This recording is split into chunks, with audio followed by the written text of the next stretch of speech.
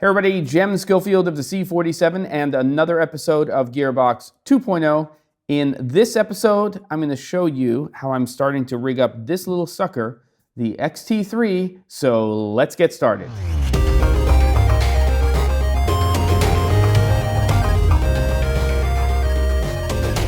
Okay, it's another episode of Gearbox, and I am just about to go on the road for a one-week production, so I'm going to bang this out. No fancy tabletop stuff and things like that today.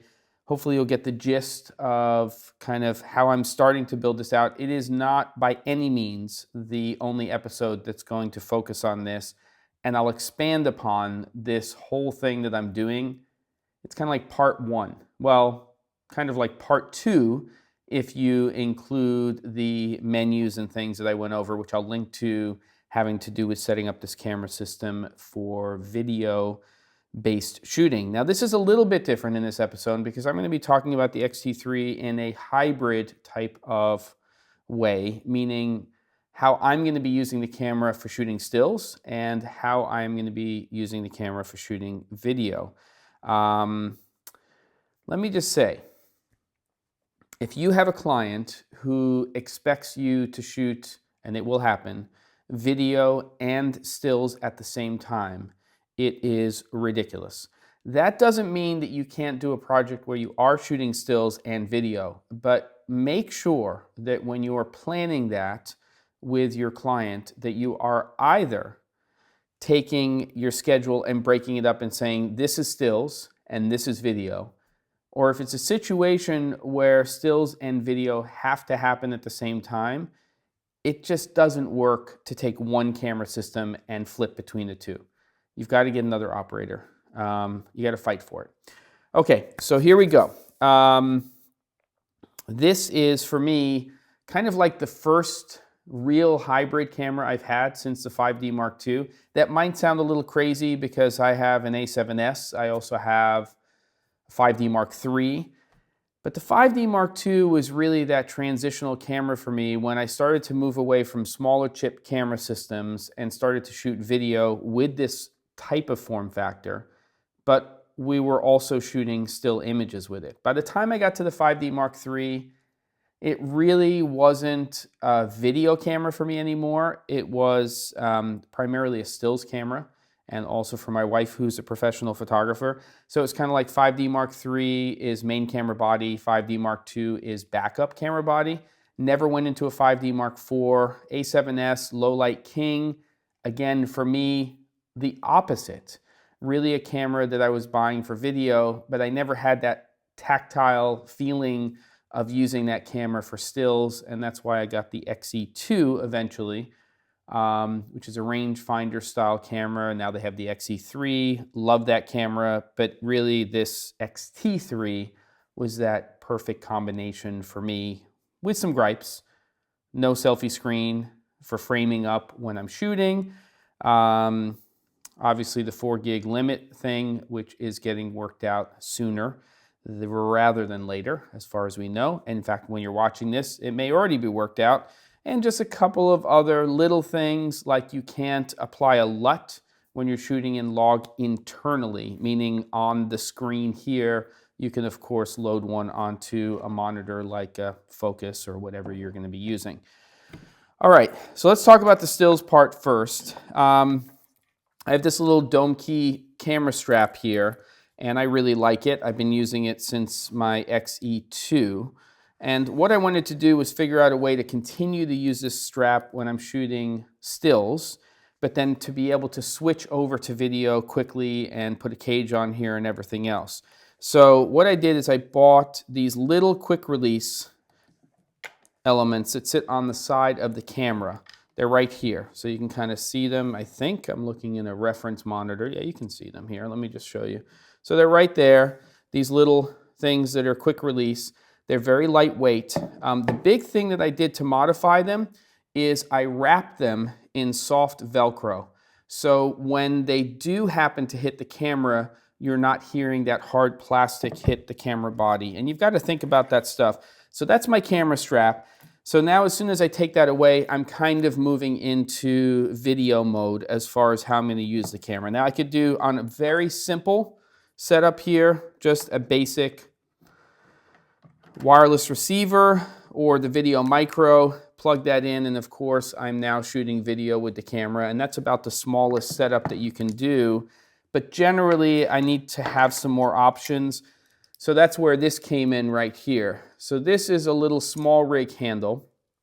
They do make one that attaches to some of their cages with the Airy style locking pins, but I decided to go with the cold shoe version because to me that's just incredibly versatile. So you just pop that right onto there, tighten it down, and then of course as you can see here we're now shooting video with the camera with a handle. It has a 15 mil rod receptor here, so you can actually fly a rod here, a short one if you want to rig that. Cold shoe attachment here, cold shoe here, cold shoe here, tap with 3/8/16, tap with 1/4-20, tap with something here for airy style, airy style, airy style. Kind of ridiculous. Lots of options with this, and there's about $50 US. Use it in that direction, or pop it off, and if you prefer, and some people do, you can just do it in reverse, and then you can use it this way. So as you can see with the screen out here, we're really starting to get into video land. I'm going to put it back the other way and just show you a couple of other things that you can think about with this handle on here. So we get back to that microphone. Obviously that can sit on there if you wanted to. It can sit on the back. The next thing that I'm really going to add here is I'm going to add a monitor.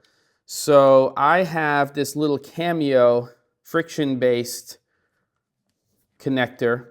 I really like this. And then I've kind of rigged it up with my own cold shoe attachment. The nice thing about this front cold shoe over here is it actually snaps into place and it can lock. I just turned on my monitor by accident because I'm holding on the side. And let me turn that off. And you can see there's the monitor. So that's really easy, but it also swivels here. So if I need to now have a reference, I can do that quite easily as well. So that's kind of the next build with this whole little setup here. And I really like it with the Cameo as well because you can fold it down like that if you need to keep this relatively compact. So that's, okay, you guys get the idea. Let me go ahead and take that handle off and then show you what's next. So the next thing is the cage itself. So this, and there's really very few options right now. This one is made by SmallRig, about $90 US. They have another one which is just an L bracket and it has a little bit of a cheese plate on one side here. I wanted to have the top plate, so I had some mounting options. Again, Airy style connector, 3/8, 1/4-20s. What's really cool is that the base of this sucker right here is Arca Swiss compatible. So I can just put that onto any Arca Swiss basically tripod system or base plate system. It's got a 1/4-20 screw here and easy peasy. It's designed for this camera system, so you just slide it into place, which I'm going to do right now.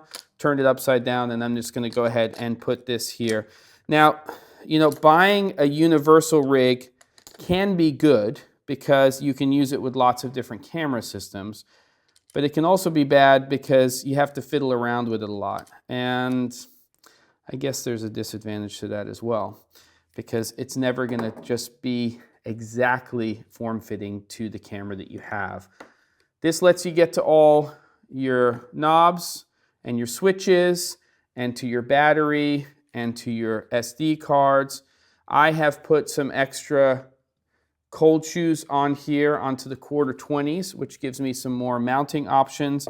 And you know, once this cage is in place and we put that handle back, I think you can start to see that there are just a ridiculous number of mounting options that you have with this particular setup.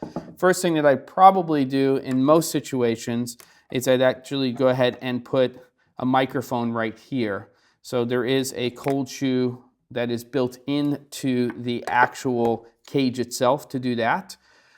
This is pretty comfortable, but for stability and just shooting video with the camera system, what I would do, which I have done and which you've probably figured out, is I've bought actually 2 of these little handles here.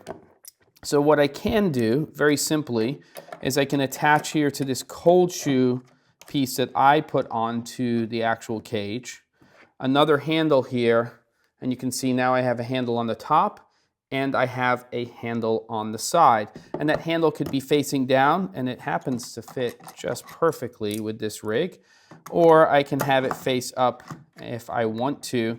The advantage to that is that I have 2 cold shoe attachments when it's facing in this direction instead of the one down on the bottom. And again, if I wanted to, I could quickly and easily get a microphone over here or a little light or whatever I wanted to do. You can see again, here's the monitor going onto the rig. So it's just sort of putting all of these pieces together and just showing you how I'm using this as a complete rig, and relatively inexpensive and makes a lot of sense.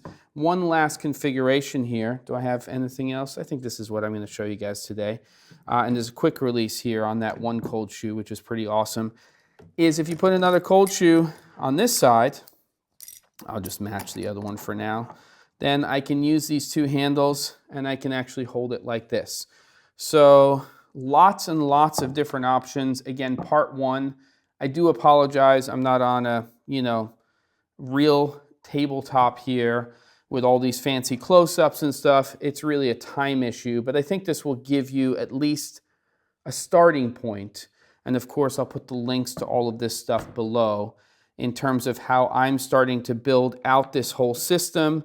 And of course, the options are pretty infinite in terms of how you can use it. And there's another one.